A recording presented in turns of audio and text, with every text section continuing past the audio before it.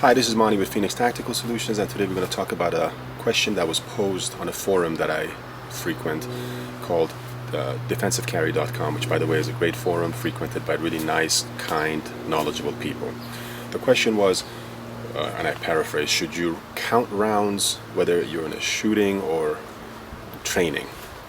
I want to preface this with saying the following.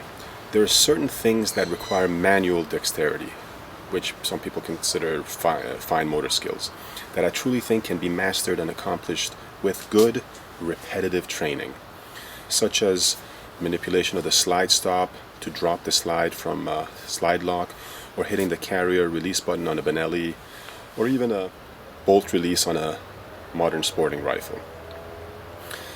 I don't like looking at the handgun when I'm executing an emergency reload because I want my focus to be on the threat and my surroundings, because the bad guy may move, it's dark, I can't see him, I want my total focus on him. Even that split second of taking my eyes off the threat, I may lose him. Now, to go back to the topic at hand, the way I look at it, counting rounds is something that I have to continuously do throughout the fight. This is a continuous thing. It's not hitting the slide stop when I have to. It's a continuous action, which for me could be distracting. It could be very distracting because now I'm not totally into what's going around me. I'm constantly counting how many rounds I've fired. Can it be done? I'm sure there are those who can do it, just as there are many who can count cards in casinos, but they don't have rounds coming at them while they're counting. So here's the big question. How does counting help anyway? If you shoot or train a lot, the slide/bolt locking back has a distinct feel to it. You can't miss it. You get used to it. You're easily accustomed to it after a while. So experienced shooters will know exactly when the pistol or rifle is out of ammo and can immediately execute an emergency reload, which with good practice and repetitive practice can be accomplished easily. So why do I need to count then? You may consider this if you're running a revolver or a 1911 with a limited capacity, or even if you have one magazine, especially if you're in a 10-round state.